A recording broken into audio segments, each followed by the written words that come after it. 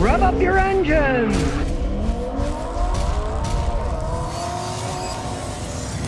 Today I have a very interesting video. Customers got a Mazda CX-7. They've had it for a while. They wanted to decide, should we keep it or should we get rid of it? Now sure, the cosmetics, the paint's fading, the headlights have faded away, but it seems like a pretty good structural car still, and it is all-wheel drive. You can see even the tail lights have faded. Now the CX-7 is based on a Ford chassis. It's when Ford and Mazda had a big relationship going. They sold a lot of these things. This particular one now has 122,000 miles on it. They purchased it with 40,000 miles on it, and they said they got pretty good use out of it. It's a 2009 CX-7 all-wheel drive. Now they did say the tires tend to wear out a little faster. It's relatively heavy and it is all-wheel drive. As I warned people about all-wheel drive, realize one thing, that if the tires wear out, you've got to replace all four so the all-wheel drive works correctly and doesn't wear out parts of the differential and such. So if you don't need all-wheel drive, don't buy it. You won't have to have all the extra expense. They cost more. They get worse gas mileage.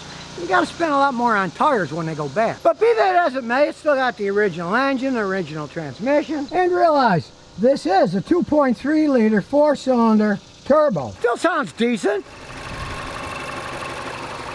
It's driven by a lady who does not drive all that fast. If you drive like a maniac with that turbo boost, the engine will wear out a lot faster. This engine's still in good shape because she doesn't drive it all that fast. If taken care of, these Mazda engines are pretty good engines. Timing chain, not a timing belt, so you don't have to worry about the belt changing. On the AC,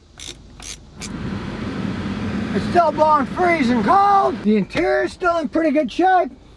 Got a lot of room to carry stuff. Now, of course, they have a lot to do with Toyota. Toyota owns a certain percentage of Mazda. They got that factory in Alabama, I believe, where they make Mazdas and Toyotas in the same assembly line. Now, in the past, of course, anyone who knows the history, Mazda had problems with automatic transmissions. This one doesn't particularly have problems because it's an Aisin automatic 6-speed where you can manually shift it if you want. It doesn't have paddle shifters on it like the modern ones do, but that goes down, that goes up, or you can just leave it in automatic mode. Aisin, it's a Toyota built transmission. Like I say, they have a lot more in relationship with Toyota than they do with Ford. They used to have a big deal with Ford. Remember, some of their pickup trucks were rebadged Fords and some of the Fords were rebadged Mazdas. It's Mazda-Toyota relationship, and this baby has a Toyota transmission in it. So let's take it for a spin and see how it does. It's pretty smooth. Even when it's in gear, it's not shaking at all. Got kind of a small backup camera on it here.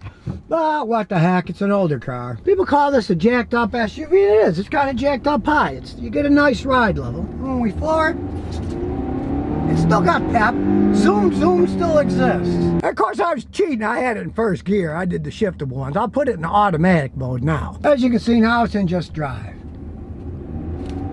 It's still got zoom. It's an old design platform, but still, it handles quite well. It's fun to drive around it. Got a little bit of oversteering on it, but then again, you know, it's a jacked up SUV. It's not a race car. It doesn't really have any problems driving around in the twisties. You feel perfectly safe being high enough up in the air, and the brakes are certainly adequate. As we get to our little drag race here. Well, nobody's behind us, so let's see what it does in regular drive.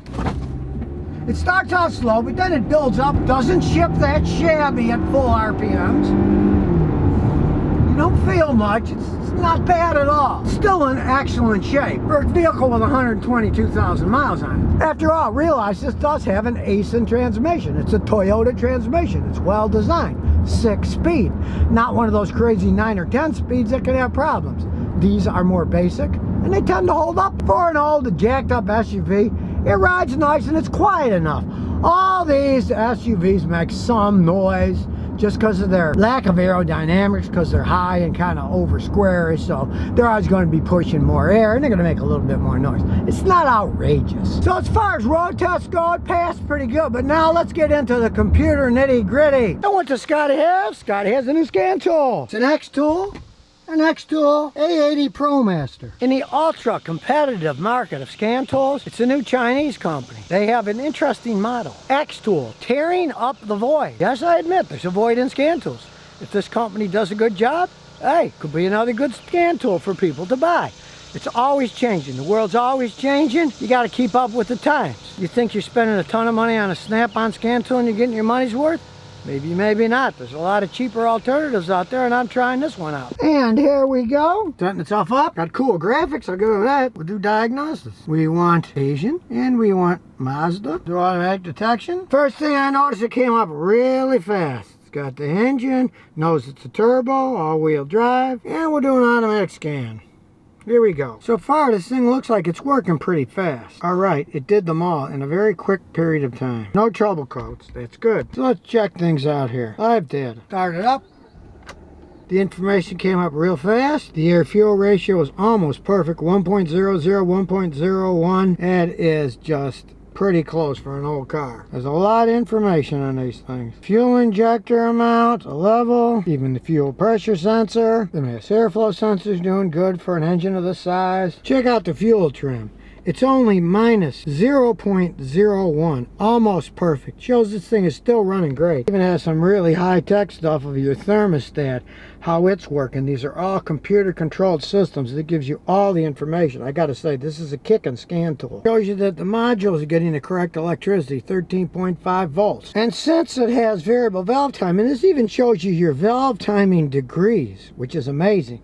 This isn't your spark advance for the ignition. This is the timing of the actual valves, because it is variable valve timing. As you can see, as vehicles get more complex, you need machines like this to operate on them. Gives you information on the turbocharged wastegate control. And if you want, you can do various tests on the actuators. Look at all the tests you can do.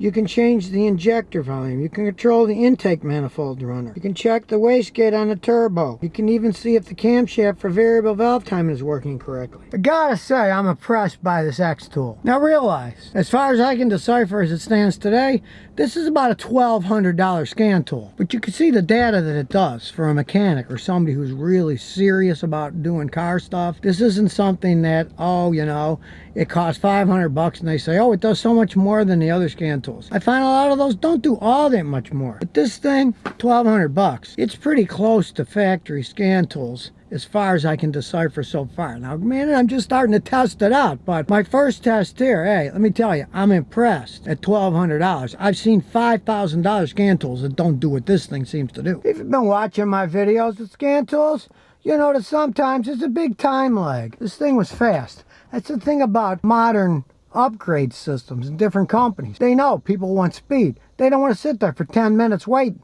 This thing, I didn't wait much at all.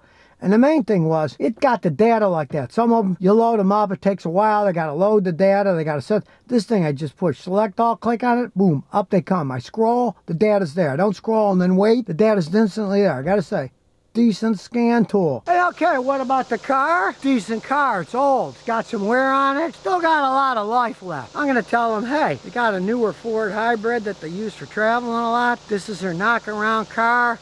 She says she drives it like 5 miles to work. Well, I'm assuming this baby's got a lot more 5-mile to work trips, probably years and years. They own it. It's paid for. It runs good. It has a Toyota Aisin transmission. I say, keep it.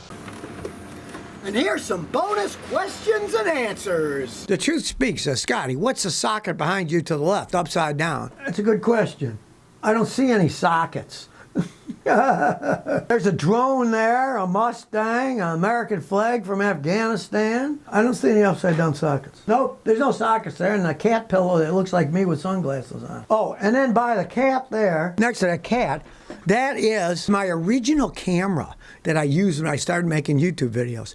And it's such an old camera. It's a Panasonic. I like Panasonics. They make great cameras. There's no arguing that. But it has a mini DVD, and it actually burnt the video into the mini DVD, so you had to buy a new DVD every time that you shot. Now it worked, but of course it was a battery hog because it had to melt the DVD to burn it on. Now the modern cameras, hey, forget that. I got my spare here. I got a modern Panasonic. That's what I shoot with. And it has a nice battery pack that can last 5 hours. And the only thing that has a moving part is the lens as you focus it in and out. Everything else is done on one of these memory cards. They basically don't have hardly any moving parts at all, and they don't use that much energy, so you can shoot 5 hours on that Panasonic, but that one, you were lucky if you got maybe 20 minutes shooting time before you had to change the battery because the heat would just wear it out. So if you never want to miss another one of my new car repair videos, remember to ring that bell.